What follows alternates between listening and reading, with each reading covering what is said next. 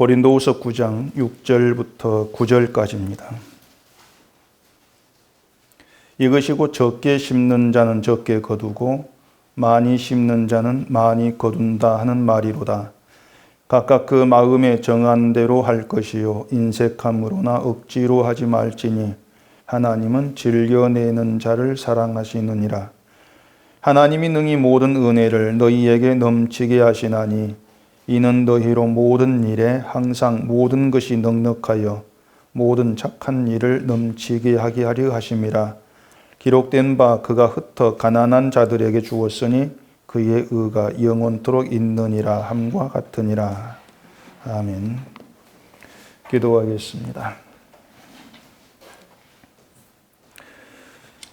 이 시간 저희들 하나님 말씀을 듣기를 원합니다. 오늘 이 말씀에서 우리가 하나님 앞에 예배하며 또한 바친다는 것이 무엇인가를 알게 하시고 우리 하나님의 그 뜻에 따라서 우리가 바쳐지는 것들이 우리의 믿음, 은혜, 기쁨이 되어지도록 해주시옵소서. 예수님 이름으로 기도합니다. 아멘. 현대교회가 그 신앙의 증표로 삼는 게 몇 가지가 있습니다. 그 중에 하나가 헌금이죠.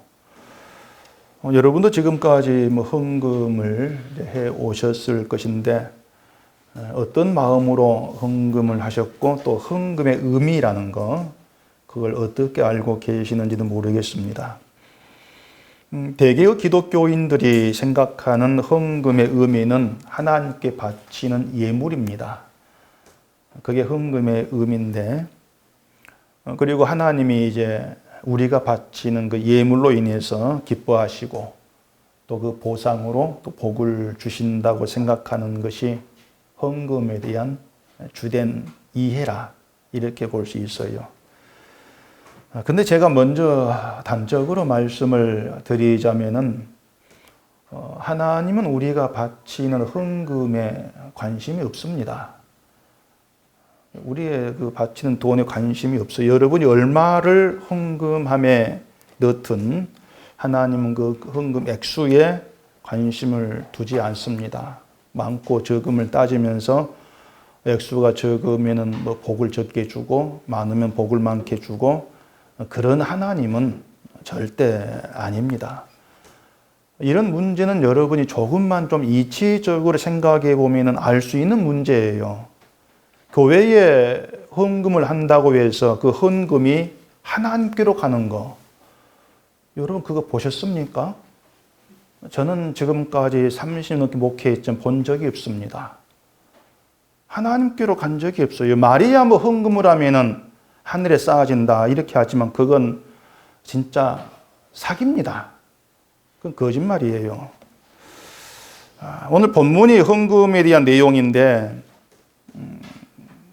교회가 헌금에 대해 설교할 때에 가장 많이 사용하는 본문이라고 할 수가 있어요.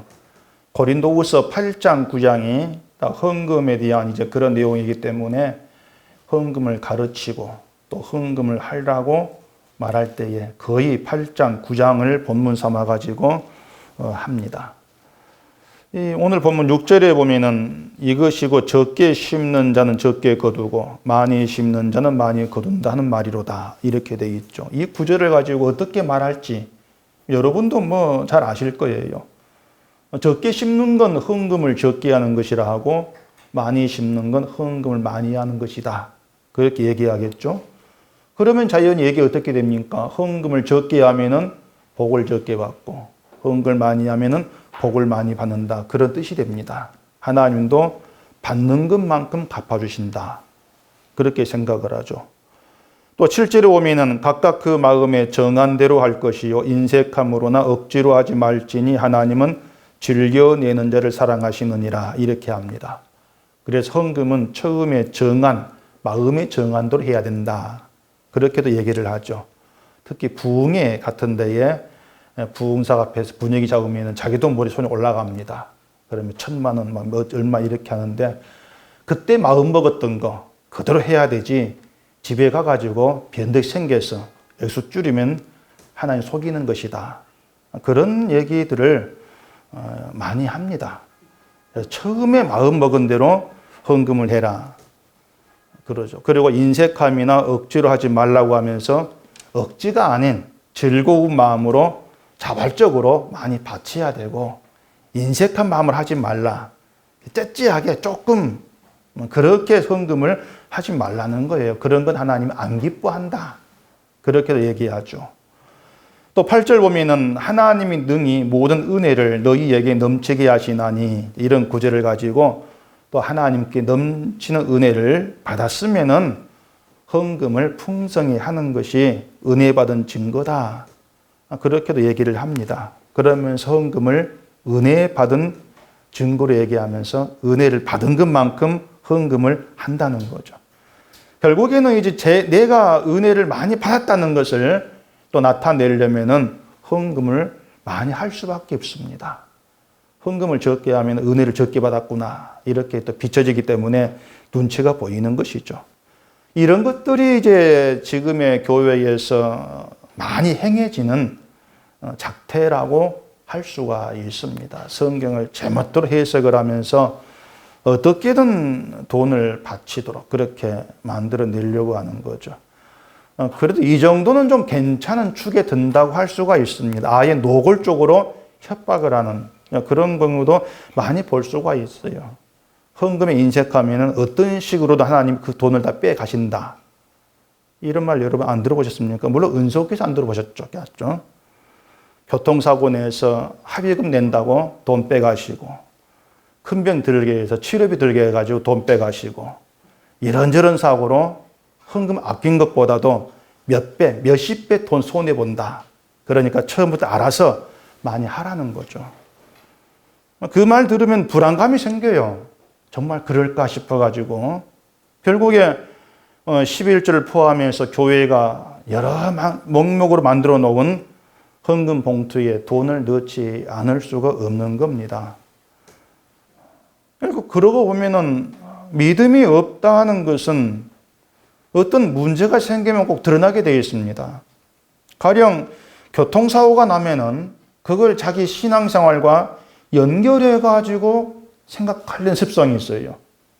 내가 11조를 빼먹었더니, 주일을 빼먹었더니, 헌금을 안 했더니, 이렇게 내가 뭔가 못했다고 여기는 것과 연결해가지고, 이래서 사고가 났구나, 갖다 붙이는 거죠. 그러면서 이제 내가 그걸 고치면은 사고 안 나고, 편히 또 살게 하시겠다. 뭐 이렇게 자기 중심적으로 모든 걸 이제 해석해 가버리는 겁니다. 그러니까 그런 것들이 뭔가 하면은 하나님이 누구시냐 하는 것을 바르게 알지를 못하고 있다는 증거인 것이고, 또 하나님이 누구신가를 바르게 알지를 못하기 때문에 본인은 하나님을 믿는다고 해도 사실은 믿음이 아니라는 거예요. 자, 그러면 이제 우리가 헌금을 어떻게 이해를 하는 것이 좋은가 좀 생각해 보십시다. 제가 헌금 설교를 거의 안 한 것 같죠. 이런 기회에 헌금이 뭔지 의미를 좀 아는 것도 좋을 거예요. 먼저 짚고 넘어갈 것은요, 교회를 다니기 때문에 헌금을 해야 될 것 같아서 하는 헌금이라면은 그건 헌금의 의미를 벗어난 것입니다. 교회를 다니니까 헌금을 좀 해야지. 이건 어떤 신자로서의 책임, 의무, 양심 그런 거의 배경에서 하는 것이거든요. 그건 헌금에 벗어난 거예요. 말 그대로 그냥 교회에 돈 바치는 것밖에 안 되는 겁니다. 또 하나는 헌금을 하면서 그걸 신앙의 행위로 여기는 겁니다. 그러면서 내가 이렇게 좋은 신앙 행위를 했으니까 하나님이 갚아주실 거야. 그런 생각이 있다면 그건 탐심이기 때문에 죄입니다. 헌금을 하면서 죄를 짓는 거죠. 그리고 앞에서 말한 것처럼 내가 은혜를 받았으니까 은혜를 받은 거에 대한 보답으로 헌금을 해야지. 이러한 마음으로 헌금을 하는 것은 하나님의 은혜를 내가 돈으로 갚을 수가 있다는 그런 생각이기 때문에 은혜를 값싸게 여기는 그러한 죄가 되는 거예요. 또 헌금은 나의 보람, 나의 즐거움을 위해서 헌금을 하는 것도 역시 자기를 위한 것이기 때문에 죄가 됩니다. 헌금을 내서 누가 알아주는 거. 그게 즐거움이 되죠. 보람이 되죠. 그것도 죄예요. 이렇게 말씀을 드리면 이제 헌금을 하고 싶은 마음이 좀 사라지겠죠. 중요한 것은요, 여러분이 헌금을 지금 뭐 얼마를 하느냐 안 하느냐, 그게 지금 중요한 게 아니고 정말 헌금의 의미가 뭐냐, 그걸 아는 겁니다. 아, 그게 헌금의 의미구나, 이걸 아는 거예요. 헌금의 의미가 무엇인가를 알고 난 뒤에는요, 헌금을 하고 안 하고는 여러분 자유입니다. 그건 여러분께 달려있는 것이기 때문에 제가 신경 쓸 문제가 아닌 거예요. 저는 헌금의 의미를 말씀드렸고, 여러분은 알았고, 그 다음에는 헌금하고 안 하고, 그건 죽게 달린 문제죠. 그걸 제가 간섭할 이유가 없는 거예요. 그렇다고 해서 헌금의 의미를 바르게 알게 되면은 헌금을 많이 하게 된다, 그런 의미도 아닌 겁니다. 제 설교를 잘못 들으면요, 저게 헌금을 하라는 것인지 말라는 것이 헷갈리게 돼요. 그러니까 잘 들으셔야 돼요. 헌금을 하라는 것인지 말라는 것이 아니 다른 얘기인지 구분하셔야 됩니다. 제가 헌금에 대해서 말씀을 드리는 것은요, 헌금에 대한 기존의 생각이 좀 바뀌시라는 거예요. 생각이 바뀌어야 되고, 믿음으로 헌금하는 거, 그게 무엇인가 하는 걸 알게 됨으로 인해서 이왕 헌금하는 거, 헌금을 통해서 은혜를 좀 배우라는 겁니다. 은혜를 알라는 것입니다. 헌금을 통해서 은혜를 아십시오. 그게 제가 이 설교하고 있는 이유입니다. 다시 말해서 헌금을 단지 교회 재정을 위해서 돈을 내는 그런 차원이 아니고, 우리를 구원하신 예수 그리스도의 피의 은혜를 배우고 알아가는 그런 통로, 그런 어떤 기회, 그걸로 들으시라는 겁니다. 그게 정말 헌금을 뭔가 제대로 알아가는 그런 것이라 할 수가 있어요. 오늘 본문이 그렇습니다. 오늘 본문이 겉으로 보면은 헌금에 대한 이야기인 것 같은데, 바울은요, 헌금을 해야 된다 말해야 된다, 그걸 얘기하고 있는 것이 아니고 헌금을 통해서 예수 그리스도 은혜가 뭐냐, 그걸 지금 얘기하고 있는 겁니다. 헌금 이야기가 아니에요. 그렇기 때문에 이 본문을 제대로 이해를 하게 되어지면은, 아, 이제 내가 헌금을 열심히 해야 되겠네, 그 생각이 나와지는 것이 아니고, 아, 그게 은혜였구나, 이런 생각과 함께 감사함이 있게 되어지는 거예요. 거기에 초점을 두셔야 돼요. 자, 앞에 8장에 넘어가십시다. 앞에 8장 보시면은 그 1절, 2절에 헌금에 대한 이야기 시작입니다. 형제들아, 하나님께서 마게도냐 교회들에게 주신 은혜를 우리가 너희에게 알리노니, 환난의 많은 시련 가운데서 그들의 넘치는 기쁨과 극심한 가난이 그들의 풍성한 연보를 넘치도록 하게 하였느니라, 이렇게 얘기합니다. 자, 지금 사도 바울이 마게도냐 교회의 이야기를 하고 있습니다. 그들이 힘이 넘치도록 자원해서 연보를 했다, 그 얘기를 하고 있는 것이거든요. 근데 바울은 그 마게도냐 교회가 힘이 넘치도록 연보한 것을 어떻게 얘기하냐면은, 그들이 연보했어, 이렇게 많이 연보했어, 이런 말이 아니고 하나님께서 그 교회에 주신 은혜라, 이렇게 얘기합니다. 은혜다. 그러니까 은혜 받은 증거로 넘치게 헌금했다, 이것이 아니고 넘치도록 헌금을 하는 것이 지금 그들이 어떤 은혜 있는가를 보여주는 것이야, 그렇게 설명을 하고 있는 거예요. 그 뒤 2절 보시면은요, 마게도냐 교회가 돈이 많아가지고 헌금한 게 아니었어요. 지금 마게도냐 교회는요, 환난의 많은 시련 가운데 있습니다. 굉장히 고생을 하고 있죠. 시련, 복음, 믿음 때문에. 그리고 또 극심한 가난 가운데 있어요. 우리 같으면은 그런 처지에서 넘치도록 헌금한다는 것은 우리는 안 될 일일 거예요. 할 수 없는 일이죠. 이건 누구라도 예외가 아닙니다.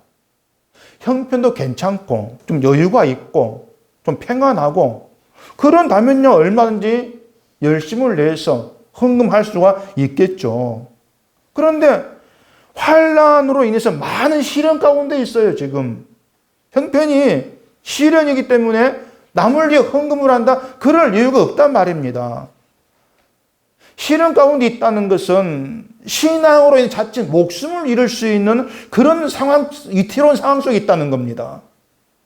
그런 상황에서는 자기 몸 돌보기 우선이죠. 자기를 보호하는 게 우선이지 않습니까? 내 코가 석잔데 다른 교회 어렵다고 헌금을 하고 그런 여유가 있겠냐 말이에요. 더구나 극심한 가난 가운데 있었는데. 그러니까 그런 상황에서의 헌금은 우리 힘으로 안 된다. 내가 할 수 없는 헌금이야. 그 뜻이죠. 그렇기 때문에 마게도냐 교회의 헌금은 그들의 힘이라고 할 수가 없는 거예요. 그들이 이렇게 헌금했어. 그게 아니라는 얘기입니다. 결론이 뭡니까? 은혜다 말, 은혜다. 은혜로 인해서 그런 모습이 나아진 거야. 그 얘기를 하고 있는 거예요. 그래서 사도 바울은 그 마게도냐 교회의 헌금을 지금 말하고 있는 것이 아니고 그들이 이런 은혜 가운데 있다. 그 은혜를 증거하고 있는 것이죠. 많은 환난의 시련 가운데 있었지만은 넘치는 기쁨이 있었어. 그 기쁨은 물론 예수님으로 인한 것이죠. 극심한 가난 가운데 있었는데 그들은 자신들을 가난한 자로 여기지를 않았다는 얘기입니다. 아, 우린 가난해. 돈이 없어. 헌금 못 하죠. 남을 위해서. 절대 못 하죠. 그런데 우린 가난해. 이해 없는 거예요. 그러니 헌금이 나와지는 거예요.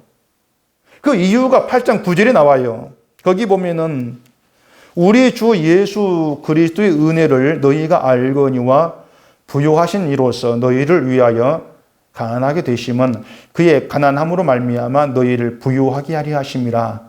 이리 얘기합니다. 많이 들어본 내용이지 않습니까? 뭐 듣기에 기분 좋은 말 같아요. 우리가 부유하게 되었다.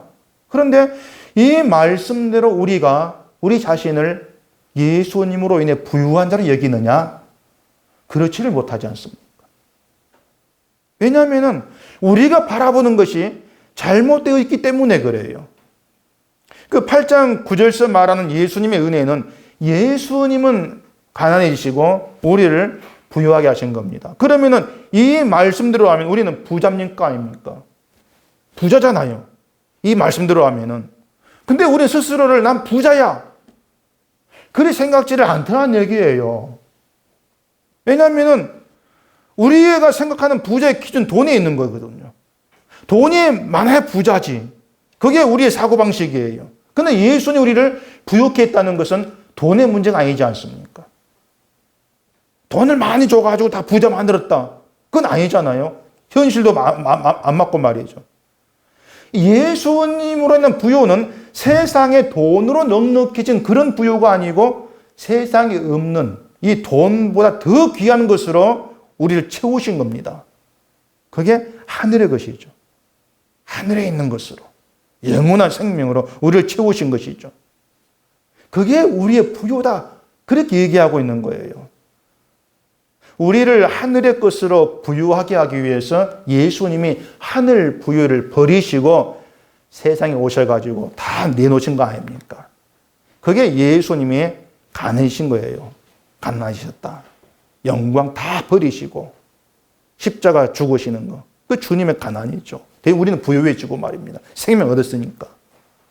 그렇다면은 부요에 대한 우리의 관점이 세상의 돈에서 하늘의 그 생명으로 바뀌게 되어진다면은 돈이 있고 없고 따라서 우리는 부유한 자가 됩니다. 맞습니까? 부유한 자가 되고 부유한 자를 여기기 때문에 헌금을 하게 되어진다는 얘기예요. 난 가난한 자 돈 없어. 이거 아니기 때문에. 넘치도록 헌금했다는 것은 돈을 많이 바쳤다는 게 아니에요. 양적인 의미가 아니라는 얘기입니다. 헌금을 할 수 없는 극심한 가난, 돈으로 보면은 그런 형편에서 자기를 부유한 자로 여기면서 헌금을 한 것이 이미 넘쳤다 그 말이에요. 그게 넘치는 거야. 그 뜻이죠. 이렇게 극심한 가난, 많은 환난과 시련 그 가운데에서 자기를 예수로 인해 부유한 자로 여기면서 헌금하게 되어지는 건 얘기한 대로 우리의 생각, 우리의 의지, 우리의 결심 가지고는 안 된 일이다. 뭘 하겠습니까? 하나님의 은혜로만 되어진다는 거죠. 그래서 바울은 마게도냐 교회의 헌금을 은혜로 보는 거예요. 은혜다. 그렇게 보고 있는 거죠. 신자가 헌금을 한다면 그건 순전히 복음을 위한 거예요. 복음을 위해서 헌금을 할 수 있다. 바로 이것이 자신의 부유를 안다는 겁니다. 돈이 나를 부욕해 하는 것이 아니고 예수님으로 인해 난 부욕해 되었어. 그걸 알기 때문에 돈에 안 매인다는 그 은혜의 모습이 헌금으로 섬기고 봉사하는 그런 것으로 나와지게 되어지더란 얘기입니다. 그래서 중요한 것은 지금 사도 바울이 헌금 이야기를 하는 것이 자, 다른 교회도 다 너희도 이 교회 본받아가지고 헌금을 좀 힘써. 이런 말을 하려고 하는 것이 아니고 은혜를 알리기 위함이에요. 너희는 예수로 말미암아 부유한 자냐? 그걸 묻고 있는 것이죠. 부유한 자냐? 그래서 오늘 1절에서 하나님께서 마게도냐 교회들을 주신 은혜를 너희에게 알리노니 알린다 은혜를 이렇게 시작하는 것이죠. 마게도냐 교회를 앞세워서 이게 은혜야. 그 사실을 보여주고 싶은 거예요. 그래서 은혜를 받으면 헌금을 넘치도록 하게 되어진다. 이걸 말하는 것이 아니라 그랬죠. 그런 것은 헌금에 관심을 두고 있는 기존 교회가 하고 있는 말이고 사도 바울은 자신을 예수로 말미암아 부유한 자로 여기는 그 은혜를 지금 얘기하고 있는 거예요. 여러분이 그 은혜를 보셔야 돼요. 자기를 부유한 자로 여기기 때문에 그 은혜가 있기 때문에 헌금도 가능하다 그 말입니다. 난 가난하고 난 돈도 없고 이런 마음으로는 헌금을 못하는 거죠. 결국 그것은 자신을 부유한 자로 보지를 아니한다. 이런 의미가 되고 그렇기 때문에 그런 상태에서 헌금을 한다 해도 인색해질 수밖에 없더란 얘기입니다. 그래서 본문 7절에서 각각 그 마음에 정한 대로 할 것이요 인색함으로나 억지로 하지 말지니 하나님은 즐겨내는 자를 사랑하시느니라. 이렇게 말한 여기에서 인색함으로 억지로 한다는 것은 뭐 헌금 액수를 막 줄여 적게 한다거나 내게 실행을 억지로 낸다거나 그걸 말하지를 않습니다. 헌금에 인색해지고 억지로 하게 될 수밖에 없는 이유가 뭐냐? 그것은 지금 있는 돈을 나의 돈으로 보고 있고 그 돈이 나를 부유하게 해줄 수 있다. 그 생각이 있기 때문에 헌금을 할 수 없게 되어진다는 그게 인색하다 그 말입니다. 결국 뭘 보고 있냐 그 말입니다. 뭘 보고 있어? 그걸 묻고 있는 거예요. 바로 이것이 예수로 말미암아 부유하게 되었다는 신자의 비밀을 너희가 알지를 못한다는 것이. 또 적게 심는 자는 적게 거두고 많이 심는 자는 많이 거둔다 이것도요. 표면적으로는 낸 것만큼 거둔다 이 뜻이 됩니다. 그런데 헌금이 투자는 아니지 않습니까? 적게 내면 적게 받고 많이 내면 많이 받고 이건 세상의 경제 원리예요. 헌금에는 그런 경제 원리가 없어요. 헌금이 하나님 투자하는 것도 아닌데 낸 것만큼 받는다. 이건 있을 수가 없단 말입니다. 또 헌금한 것만큼 거둬지는 것도 아니에요. 그런데도 사람들은 많이 심는 자가 많이 거둔다. 이 구절에 신경이 많이 쓰이는 겁니다. 이왕이면 적게 거둔 것보다 많이 거두고 싶다. 이런 마음이 있는 것이죠. 바울이 지금 이런 말을 하고 있는 것은요. 헌금을 미리 준비하는 것과 연관이 있어요. 그 앞에 5절에 보시면은 그러므로 내가 형제들로 먼저 너희에게 가서 너희가 전에 약속한 연보를 미리 준비하게 하도록 권면하는 것이 필요한 줄 생각하였노니 이렇게 준비하여야 참 연보답고 억지가 아니니라 그런 말을 합니다. 헌금을 미리 준비하는 게 좋다는 것은요. 월급에서 교회 헌금을 11조로 미리 띄어놔라 이런 뜻이 아니고 어떤 신자라는 의무감 또 충동적 감정 이런 게 의해서 헌금하는 되지 말라는 겁니다. 그 당시 헌금은 다른 교회를 돕는 데에 많이 사용되었어요. 다시 말해서 다른 교회를 섬기기 위해서 헌금을 한 거죠. 그 헌금을 미리 준비하라는 것은 평소에 예수님의 은혜로 섬김에 대해 마음을 두고 살아가는 걸 얘기하는 것입니다. 그게 미리 준비하는 거예요. 돈을 준비하는 것이 아니고 평소의 삶이 예수님의 은혜로 말미암아 형제를 섬기는 것. 거기에 마음을 두고 사는 것이죠. 그게 많이 힘든다. 그 말입니다. 돈 문제가 아니에요, 이것도요. 평소에 섬기는 것, 거기에 마음을 두고 산다면은 그로 인해서 누리는 기쁨도 있고, 예수님께 내가 섬김받은 것, 이것도 생각하면서 깨닫는 은혜도 있죠. 그게 많이 거두는 거예요. 섬김을 생각하면서, 주의 은혜 생각하면서, 감사함이 있게 되고, 기쁨이 있게 되어지고, 아, 이게 신자구나. 그런 것들이 많이 거두는 것이죠. 그래서 헌금은 돈이 아니다. 그게 본문 이야기입니다. 헌금이 돈이 되는 경우는요, 믿음이 없이 할 때 돈이 돼버립니다. 헌금에서 믿음을 빼버리면 돈만 남아요. 교회에 돈 내는 것이 되고, 돈을 내는 것이기 때문에 아까운 마음이 들고, 그래서 인색하고 억지로 하는 것이 있을 수밖에 없죠. 근데 믿음에 의한 헌금은 돈이 아니라 은혜입니다. 예수님이 가난해지심으로 인해서 내가 부유하게 되었다. 이걸 아는 믿음에 의해서 부유한 자로 헌금을 하죠. 그렇기 때문에 헌금을 해가지고 뭔가 받겠다. 이게 없죠. 부유한 자인데. 이미 채워진 사람인데. 그런 헌금이 은혜로만 가능하다. 그렇게 얘기한단 말입니다. 그렇기 때문에 믿음에 의해서 헌금을 하게 되면 그 헌금을 내가 한 것을 여기지를 못합니다.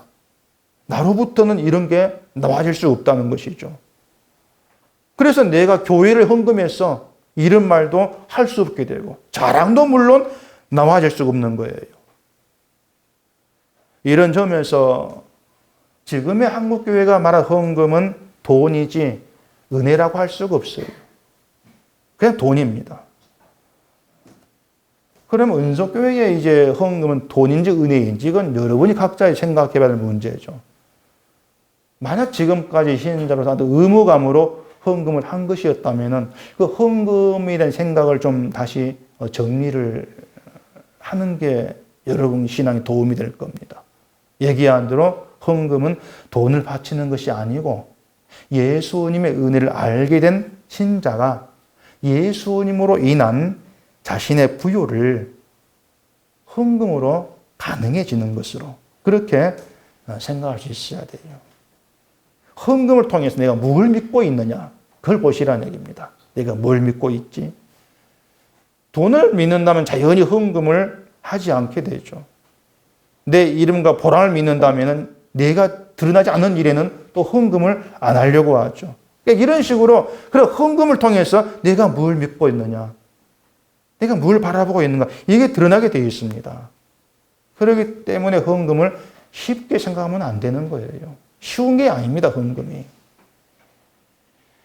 그래서 제가 아까 얘기한 대로 지금 여러분들 제 설교를 들으면서 그러면 내가 헌금을 해야 되겠네 이런 생각이 드신다면 제 설교를 잘못 들은 거라고 제가 말씀을 드렸죠. 전 지금까지 말씀드린 게 헌금을 해야 됩니다. 그런 의도는 전혀 들어있지를 않습니다.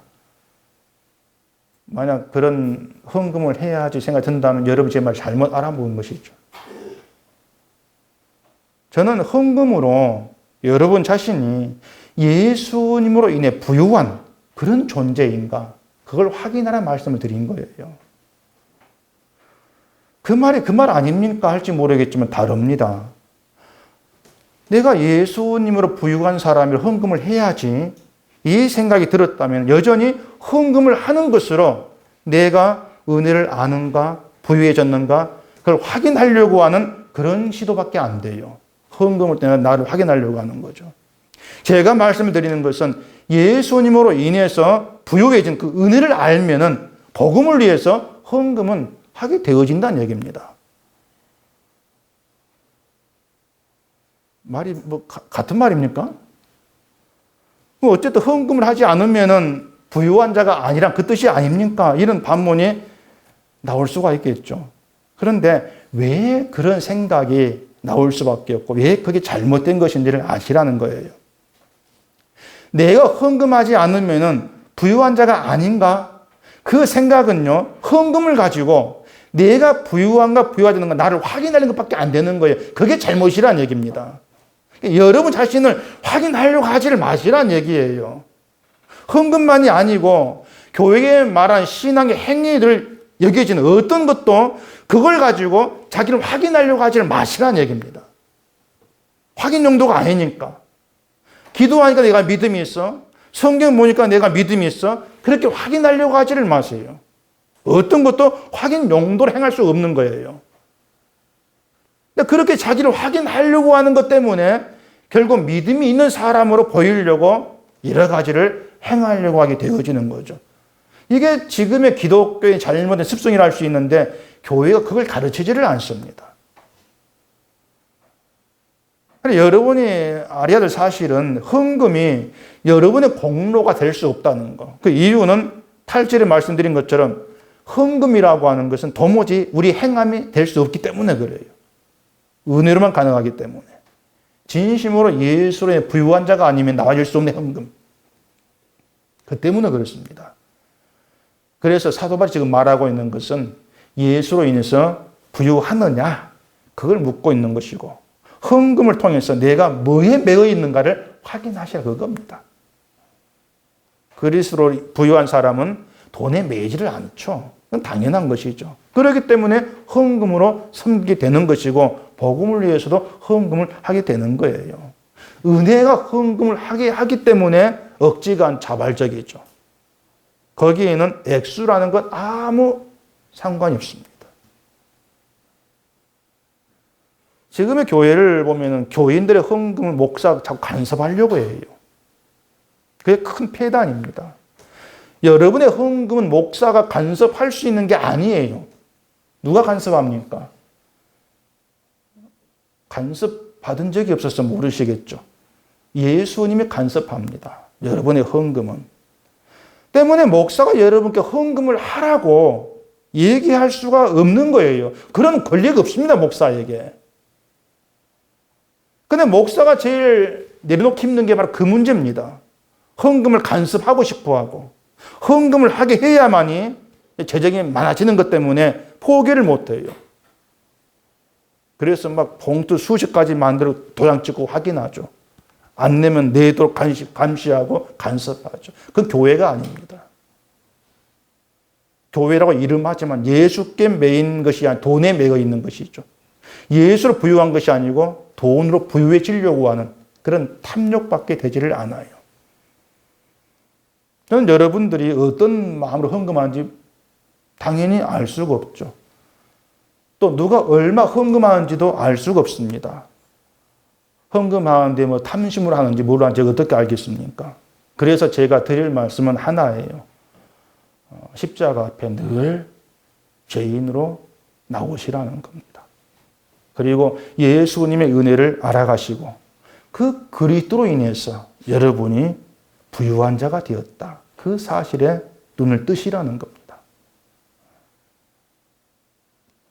그것이 은혜 받은 것이고 그 은혜로 하나님께 나오는 여러분을 하나님이 받으시는 거예요. 제가 아까 하나님은 돈을 받으신 적이 없다 그랬죠.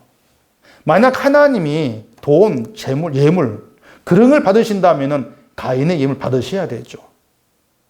근데 하나님은 가인 것을 안 받았지 않습니까? 왜 그렇습니까? 재물 때문입니까? 사람 때문입니까? 사람 때문이었어요. 아벨을 재물을 받으신 것은 아벨을 받으신 거예요. 아벨을 그 믿음을. 결국 아벨은 하나님께 받아들여진 상태에서 제사를 드린 겁니다. 재물을 바친 거예요. 그게 지금도 동일하단 말입니다. 여러분은 하나님께 바쳐진 자고 하나님이 거룩하게 하신 여러분을 받으셨단 말이죠. 하나님이 여러분 받으신 가운데에서 헌금을 하는 것이고 기도하는 것이고 봉사하고 구제하고 선교하고 모든 걸 하고 있는 거예요. 받아진 가운데에서. 다르죠? 내가 이걸 하면은 나를 받으시겠지. 내가 이걸 하면 뭘 주시겠지. 그건 하나님과 따로 떨어져 있는 거래예요, 거래. 근데 내가 이미 예수로 부요한 자가 되고 주님의 은혜로 말미암아 하나님께 받아들여진 그런 내가 되었다면은 나로부터 나와지는 모든 것은 어떤 조건도 공로될 수가 없는 것이죠. 그냥 은혜로 말미암아 나와지는 것이 전부죠. 그렇기 때문에 십자가 앞에 죄인으로 나오시고 주님의 은혜를 아시고 은혜로 말미암아 우리가 부유한 자가 되었다. 그 사실에 눈을 뜨시면 그 은혜가 여러분 하여금 이리 끌고 가고 저리 끌고 가고 그렇게 만들어 낸다는 거예요. 그렇기 때문에 예수님의 은혜를 아는 거, 그게 정말 신자다움이고 그런 여러분을 하나님이 받으시는 것이죠. 다시 얘기하지만은 하나님께서 여러분을 받으신 가운데에서 헌금하는 것이고 기도하는 것이다. 그렇기 때문에 내가 하는 이 행함을 알아주십시오. 이것이 아니고 하나님의 거룩한 자로 받으신 그 은혜 안에서 모든 걸 행하기 때문에 나의 자랑 공로는 나와질 수가 없는 이것이 믿음으로 하는 것이다. 그렇게 말씀을 드리는 겁니다. 믿음으로 기도하고 믿음으로 성경 보고 믿음으로 헌금하고 그렇게 얘기가 되어지는 거죠.